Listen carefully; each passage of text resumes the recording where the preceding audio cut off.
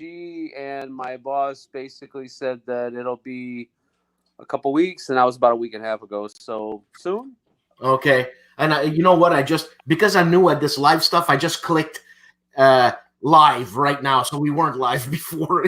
Well, that's good that it works out, right? Okay. Okay. So I was, it was a real pleasure to meet you, Sam. I think you're my kind of guy. You know what I'm saying? Likewise. Yeah. Absolutely. I had a great time. It's because I mean, I play Euros, obviously, but not as much as you guys, because you guys do it in a professional context. I mean, I couldn't believe the ease in which you guys understood all the different mechanics, because mechanics do carry over from game to game and whatever, Sure. you know. But because I don't play 100 million euros like you guys, I was, man, I was stumped. I couldn't believe what was going on. And that's why I was sticking close to you. I was saying, Sam, help me. Because I felt like a real idiot. It's like, oh my God, man. You know? Yeah. No, it grows on you, man. It's I tell you, man, if we had been playing any of the war games, we would have been in the same boat as you were. So don't, you did great. I mean, I had a great time playing with you. That's No, I know. Yeah. And I think everybody else had a great time as well. So it's not like, there was any detriment there, but it's a new experience, right? So it worked out. Yeah, it worked out. I'm learning all the ropes here. I'm writing to people who are on. That's the thing right now. When I went to the Dice Tower with you guys, Yeah. I didn't know what to expect in terms of operation, professionalism. And you guys come back to a pack a day, brother. No, I don't smoke, man. I mean, I'm just kidding. You guys are pros, man, but pros beyond anything I ever thought about in terms of equipment. You got Roy there, like changing cameras, boom, boom, boom, boom, boom. You got Tom pushing everybody, and I mean, you're calm. You come off as a big tough guy, but you're such a sweetheart, man. You're such a sweetheart. It's not even funny. My mean, sweetheart. of course, he's a sweetheart. My sweetheart. Yeah. Okay. All right. Cool. Yeah, we'll go with that then. Actually, you know what? Z's tougher than you, man. You know what I'm saying? Hey, he might be. He's Cuban. He had a harder life growing up, so I imagine he probably is tougher than me. Really, eh? It's funny. Z was the guy most. Well, I don't want to say to himself. It's because I really enjoyed meeting Z. But Z was the guy most like, I'm gonna do my stuff, and then I'm gonna take a break type thing, you know. Because he's very how can I say, he's very aware that his on screen needs to be top. Yeah. So when he's not on screen, he wants to rest, so that when he is on screen next, he's good to go. And so and it's funny. I'm always on. Yeah. It's just my persona. I don't fake anything, Sam. I know, right? You know what I'm saying? If I don't like it, I'm going to tell you, man. It's just going to come out. But anyways, Tom is the same way, man. As soon as it flick, bang, what's happening? Bam, okay, business. Let's go into business. And I really enjoyed that. I thought it was a well-oiled and run operation. And the Dice Tower has my respect. It's unbelievable. Yeah. Unbelievable. Awesome. You know, I don't know, because, and I'm probably, what am I saying here? Generalizing. Because a lot of us war gamers, you're a war gamer, but a lot of the heavy grognard guys, they play war games, man. I mean, they play Euro games. Yeah. You know, they're not going to say it out loud, but. Of course they do. Yeah. Well, I'm just saying, you know. So no, yeah, I get what you're saying. Yeah, I mean, I think most people work out to be omni gamers. They do not strictly play one camp or the other. They always float between the two, because I mean, I'm sure there's some people out there that are always playing one or the other, but that's because they've got the group that allows them to do that. if you're not in a specific group where everybody likes the same kind of games, you've got to float around. You can't just play one kind of game all the time, because not everybody's going to want to do that. Well, I know one guy. I'm not going to say his name, and even though I would say his name, it doesn't matter because he doesn't care. I asked him in an interview once, has he ever played a war game? And he said he's seen one across the table once. I mean, a Euro game. I keep saying war game. Yeah. And that was funny, man. That was like, really? Because there are some serious good Euro games, man. Yeah. Like really good. And it's not all about the mechanics. There's theme involved, and you know what I'm saying? There's a story, there's a narrative. But yeah, Ambi Valdez, when I did throat punch lunch or token punch lunch, whatever you want to call it, she did a segment. Ambi Valdez did a segment on I can't remember what she called it. But it was a complete segment on thematic Euros, and how the Euro games that she enjoyed were also very thematic. And yeah, Euro games get a bad rap that way because, you know, it's just one of those things where sometimes the mechanisms are so prevalent, you know, they're just always up in your face, and it feels like work. But if you kind of are able to compartmentalize that a little bit, you can really see how that game is thematic in its own way. So and you know what? There's a bit of a genius to that, man. Okay. No, sure, yeah. I mean, some guy like Freedom and Freeze. Mm-hmm. I really enjoyed Power Grid. Like in the beginning, you're auctioning, you don't know what's going on, and you know, oil is cheap and wood is expensive, but depending what the other guy invests, you gotta buy wood, and then wood becomes cheaper, and that guy's screwed because he bought oil furnaces, and it's like, man, you know, he's thinking many moves ahead. It's like a chess game in terms of mechanics. That is, I can't do that. In me, it's like, oh look, there's wood. Right.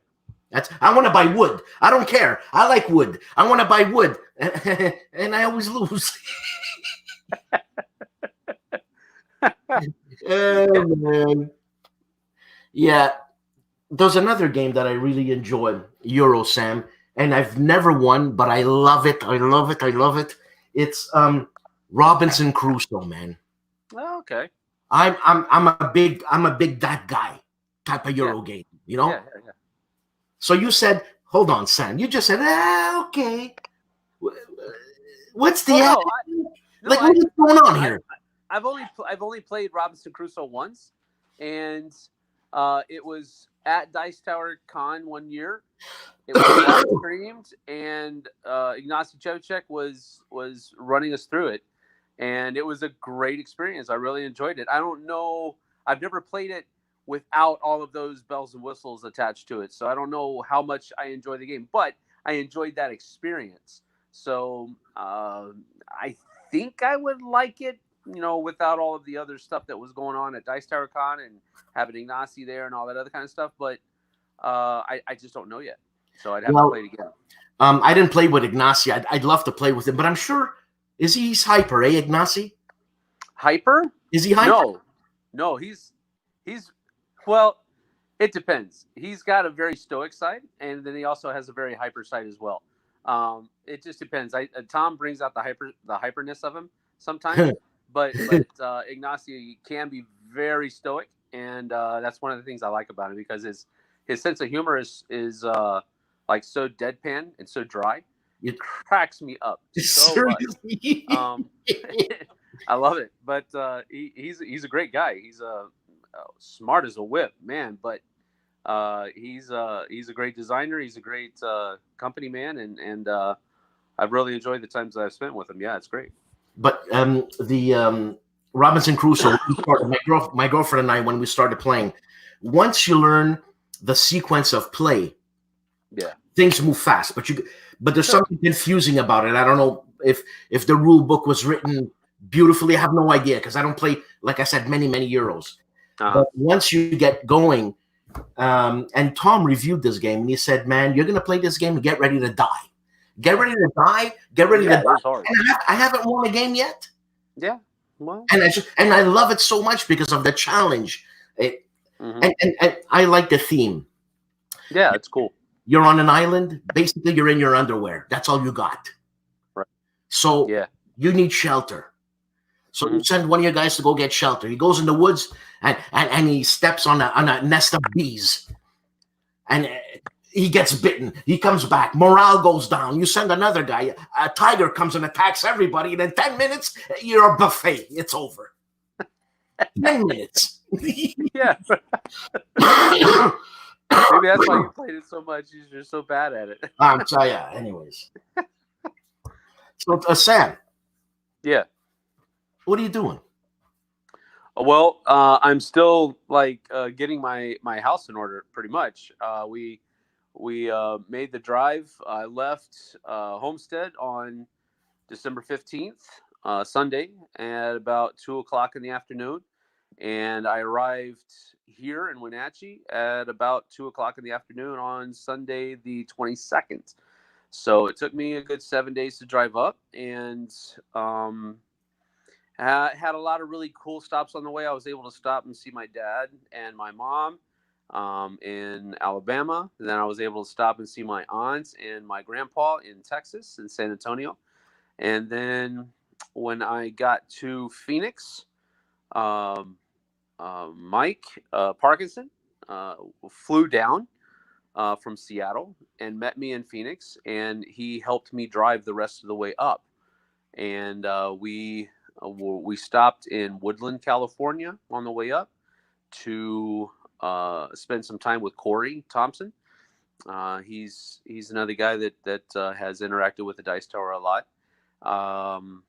And then on the 22nd, I was able to deliver a box of games from Essen to Suzanne, because she lives, in the Seattle area. So that was cool. So it was just kind of like the journey took 7 days, and that's a long time, but it was just kind of pockmarked with all these really cool experiences. So so it wasn't really a long drive type thing. It was intermittently cut by you.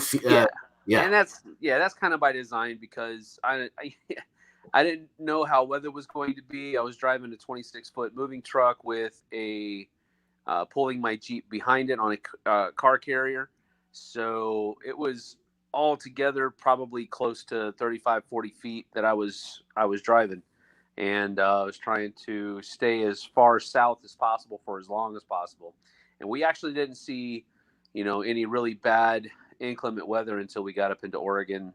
But even then it wasn't that bad. It was just kind of, sprinkling and overcast. And then there was a little bit of snow as we were headed over Snoqualmie Pass in Washington. So I mean, the weather's completely different than Miami. I bet you, man. Oh yeah, I love it though. Yeah, I wasn't too fond of the Miami weather. No, yeah. I mean, it's hot. I mean, it's like when I left Miami, it was still getting up to like 85 degrees at night, for crying out loud. Oh my God. And so when I left that, I come down here yesterday morning. It was like 28 degrees outside, and there had been a light dusting, and I actually had to scrape some stuff off of my windows, and I had to warm up my car. I couldn't just jump in and go, So it's cool. I enjoy it when it's like that, because it gives you different experiences. I enjoy seasons. I grew up in Texas, and we didn't in San Antonio, and we really didn't have seasons there. But my dad was Air Force, and we were stationed in Germany for 4 years, and we were in Virginia for a few years as well. So that's kind of an introduction to seasons. But when we lived in Germany, that's when I really got the intro to seasons, and I wanted to get back to that in some way ever since, and I'm glad to have finally been able to do that. Yeah, I don't understand like Christmas in Jamaica. It's like I don't it can't be Christmas. There's no snow outside. You know what I mean? Right? Yeah, But yeah, you said your dad was Air Force. yeah. Did you serve any time? Did you do any time? No. I'm just Air Force brat. I didn't get to serve. I wanted to when I got out of high school. That was one of the things that I looked at first. But I've always been kind of a chunky guy. So when I got out of high school, that was when the government was really starting to cut back on military, and so it was really hard to get into. I mean, you had to be really kind of cut and dry. And I tried Army, Air Force, and the Marines, and all three of them told me that I was too overweight. They gave me a diet plan. They said try this for a couple of weeks, then come back. You should be good. Because I wasn't that overweight, but they said we got to get you down to a certain weight before we can let you enlist. And so I tried, but it didn't work out. And I've been told since that if I'd gone to the Navy, they'd have took me. But so I guess maybe that's probably better that I didn't, because that would have changed the course of my life probably considerably. But absolutely. I've always had a very because I grew up with my dad serving, I've always had a very strong connection to the military. Much respect. A lot of people talk about hero worship and all of this other kind of stuff, and I just don't see it. I just see a sacrifice that's being made for the betterment of our country and for our allies, and I got to give them props for that. Absolutely. I don't understand this heroes thing. What do you mean? Do you mean the adulation of a soldier? Yeah, there's I don't know how big of a movement it is. It rears its ugly head every once in a while, where people say that we shouldn't uh, uh, I guess idolize, maybe would be the right word, or praise put them up on a pedestal or something like that too much, because they're just people and so forth. And I'm like, yeah, well, I don't agree, and that's the nice way of saying it. So. Okay, you're freaking me out, because you know what? In the 1930s, if it wasn't for the 18, 19-year-old boys, 17-year-old boys, okay, that saved the ass of whoever needed to be saved in World War II, I mean, those kids are heroes, man. Those kids are heroes. That's the greatest generation, the greatest respect I have for someone giving their life, man. Right. So these people, I don't know who you're talking about, that don't heroize or don't idolize. It's like, you know what? I don't think you see right, boy. Stop it. Yeah. No, you're preaching to the choir, brother. So I mean, it's I have nothing but respect for our military, and absolutely. So yeah, there's nothing more to say about that. And you know what? These guys are soldiers, and they listen to somebody. Right. So they listen to, I guess, the politics and all that, but that has nothing to do with that guy giving his life, running in, man. I mean, are you kidding me? You try it. Right? Yeah. No, I got you. Yeah. I mean, they run too when everybody else is running away. Yeah, that's what it's like. And I don't know. I grew up in the military. Both my grandparents, my grandpa on my mom's side was Navy. My grandpa on my dad's side was Army Air Corps, and then Air Force when they made that switch.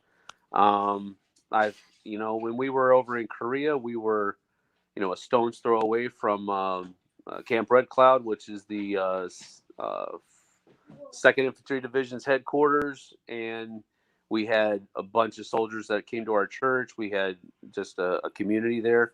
So I don't know. It's just I've always been near the military in some way, shape, or form, and they have my undying respect. I don't always agree with what our government does and what people inside of our government does or says or what have you, and I'm not going to get into all that, but that's different.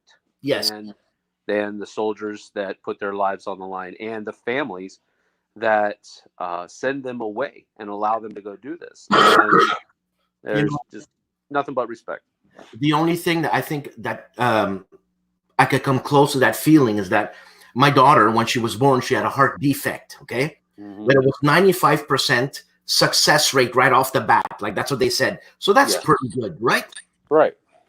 But the moment that we had to give our daughter, 8 months old, to the anesthesiologist to like, okay, now that's the way I would think. Like when a son goes off or a daughter goes off to a war zone or something. That's it. Yeah. It's up to who knows what now. It's out of your hands now. Yeah. So yeah. So you said you went to Germany. That's because of your dad, because of the army? Air Force. Air Force? Yeah. We were stationed at Bitburg Air Force Base, which has now been closed down. Near that was Spangdahlem, and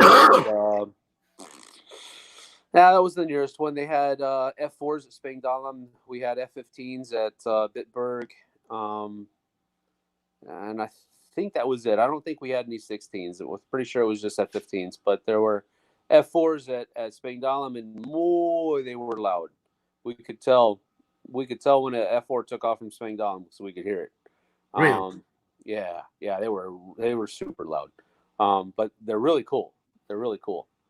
Vietnam War era jets, I think, pretty sure, and just really, that's why we were over in Germany. My dad was part of the communication squadron.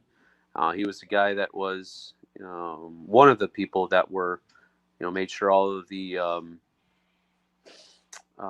different squadrons were able to continue communicating with each other, made sure that the IT, all that kind of stuff. So I remember going to his workplace, and one of the rooms had one of those, this is, way back when, not way back, but they had one of those computers where it was like along the wall, and the white raised flooring so that the wires could be underneath. It was pretty cool. It was fun. So yeah, I mean, when you say they were very loud, it's because me being where I am, we're not as we're 35 million people. So our Air Force, our Army, is 10 times less than 350 million Americans, right? Yeah. And the only thing I've ever heard in my life is once I was going through New York State, and I went through Plattsburgh. And I had a Honda Civic, and the sunroof was raised, and I was listening to music, and all of a sudden, I just like it was like a, and I'm like, I didn't hear anything, and it's like, what the hell is going on? And that was a B-52, man. Oh wow! But I didn't see it. There was an Air Force base. It was the loudest thing I've ever heard. So now it's funny that you say that the F-14s, F-15s, whatever. I'm not well versed in that. Where's the stealth factor when they're that loud? Well, again, the 15s were not. They were strike fighters. They weren't stealth fighters. And the F-4 was definitely not stealthy. It's a different era now. The Raptors are out now, and the stealth fighters and being able to hide from radar and that time. Aiden, that's loud, buddy. So yeah, no, this was before stealth was part of the picture. So yeah, the F-15s were my favorite for a while. Yes, it is. So, yeah, no, I refer to that sound, that jet engine sound, as the sound of freedom. I grew up, with that sound every single day, living on base or living close to a base. And so for me, that's one of the things that made Homestead feel so much more like home than if I had been moving to somewhere else that was brand new, because they had the reserve air base there in Homestead, and they had F-15s and F-16s that would be scrambled in case we had some type of problem down off the coast. But just having that, and Blue Angels will come to town every once in a while as well. And yeah, that's the sound of freedom. That's It's what it's makes it feel like home. it's funny, Sam. Every 99%, I'm gonna say 100% of every American. When I say American, I'm talking about USA that I talk to, and I got a big mouth. I want to know stuff, right? Everybody is confident. If something happens, let's go. And if something happens, it's like, oh my God, what are we gonna do? But you guys have the mentality like, we're ready, man. Let's go right now. And it's like Yeah. every Yeah. man, everybody. And I remember No, I was talking to Harold Buchanan. I mentioned the name here, and yeah. I said, Harold, what gives you the right to be a blowhard about gung ho Americans? He goes, because I can. I saw this picture on Facebook the other day. It was a picture of it was a lesser known picture of Washington and crossing the Delaware. Yeah. Back in the Revolutionary War, and the caption underneath it was, "We're Americans. We will cross a river." No, it said, "We will cross a frozen river on Christmas to kill you. Don't forget that." You know what? I gotta respect that, okay? I gotta respect that. But don't forget, Sam. USA never won a war against Canada. I just saying. Yeah, I get you. That's good. That's good. Hey, I know, but I mean that's like 200 years ago. But anyways, Yeah, well, so that's cool. No, I mean, you guys are cool, man. You took part in Normandy. You've been there, so that's cool. yeah, no, I mean, come on, how can you not? Are you Right? kidding me? How can you not? Were you gonna let this a-hole do that? Like, You can definitely tell we're not on the dice tower right now. That's for sure. well, I mean, I said a-hole. I said Yeah, a-hole. I know. Yeah, it was you took it back a notch. Thank you very much. I appreciate it. Hey, it's a family show. But yeah, how can you not? I mean, come on. I mean, Sure. if someone invaded, Oh, sorry. it's okay. If someone invaded my house, what am I gonna do? I take a beating? I mean, you're gonna take a beating anyway, so go for it. You know what I'm saying? Yep. So that's my mentality. But listen, Sam, I don't want to bust your chops too much more there. War games, Sam. Yeah. How far did you go into war games? Like, hex and counter type stuff? Well, you know what? I started getting into those kinds of games when Joe was in Korea, Joe Stedman. And he had actually, when we both taught at the same school for a very short amount of time, he had a desk that was next to his desk in his room. You're talking about Joe? Yeah, Joe Stedman. Yeah, you're right. And we had a scenario of ASL, the starter kit, set up on that desk. And during lunch, we would do a couple turns, and that's what we would take maybe a week or so to finish up that. We did that a couple times. There were a couple Saturdays where we would play. I think we tried Breakout Normandy one time, but most of the time we were playing ASLSK, and that's about the extent. I mean, if you want to count GMTs, what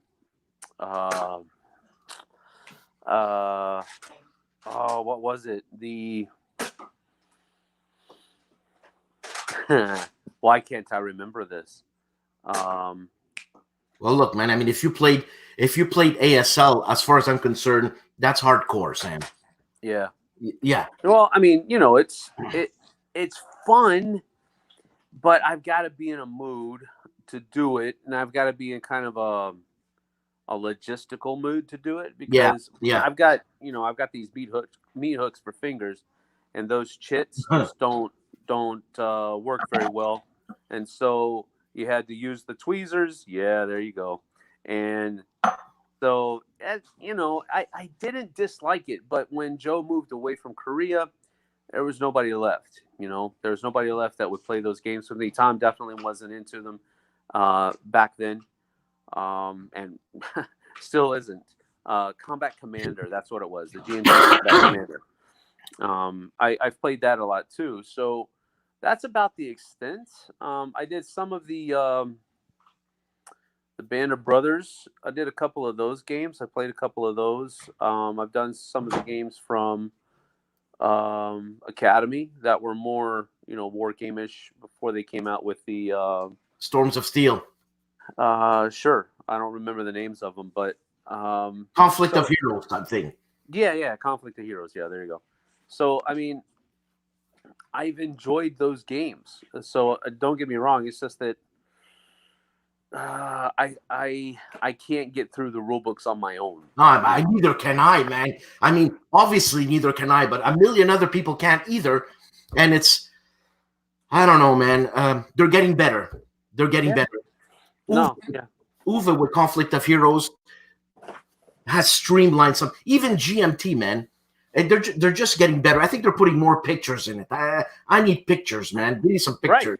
Yeah, I mean, illustrations really helps you understand the written word, and I agree. I think some of those, you would have seen the more technical manual. That's what I used to call them. They just read like technical manuals. They read like a lawyer's, like a bailiff's thing. There, that's what it reads like. Not that I know the bailiff would read like whatever, but anyway. But you said something there before I let you go, Sam. Okay. I mean, obviously you're going to be diplomatic about it, but I met Tom. Tom's a joker. Yes. Okay? But Tom, as soon as the war game situation happens, Tom gets this childish grin, and he's got to, just poke the bear, just a little shot. Yeah. And I find that so funny. But some people get their shorts tied up on that and they lose it. Oh my God! Tom Vassell said Combat Commander is something. It's like, and Tom sometimes has to take it back, as ridiculous as it is. Right. Now, I know Tom. I've met Tom and I've seen Tom for 10 years. When a game is crap, Tom's going to tell you. Yeah. So why does he pull back when it happens with war games? Yeah. I think he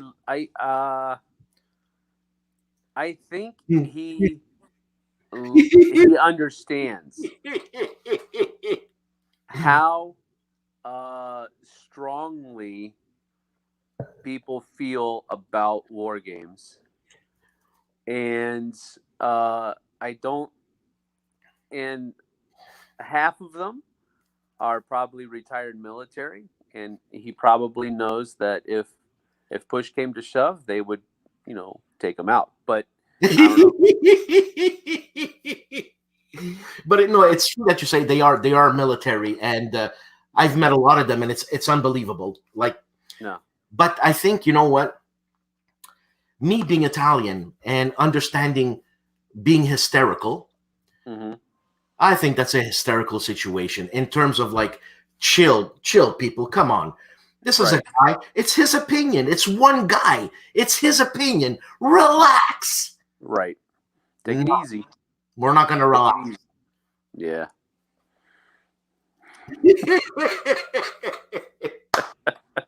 Solidarity. Yeah, whatever. Sam, Sam, thanks for being on, man. I really appreciate this. Hey, no worries, man. I appreciate you reaching out. I enjoy talking to you, man. Keep in touch, and I'm sure I'm going to be busting your chops for sure. Yeah. And I don't know. I'm going to ask you again. Where are you going? I'm at where I'm going. I went to Wenatchee, Washington. That's the best you're going to do, eh? That's the best I can do. I don't have the freedom. My bosses want me to keep a lid on it for right now, but as soon as I can, I'll be letting everybody know. Yeah. And it's funny, you remind me of I had a conversation with Mark Herman. Mark Herman had some contracts with the Pentagon. And I said, Mark, can I ask you any question? And he says, sure, but it doesn't mean I'm going to answer you. Yeah, that's right. That's right. You can ask me anything, AMA, but I reserve the right to refuse answers. A lot of respect, Sam. Thanks, man. Sam, take it easy. Good luck and lots of cash and cash. Cool. Thank you, buddy. And health too. Yeah, cool. Thank you. Thanks, nice, man. Ciao. Talk to you later, buddy. See you later.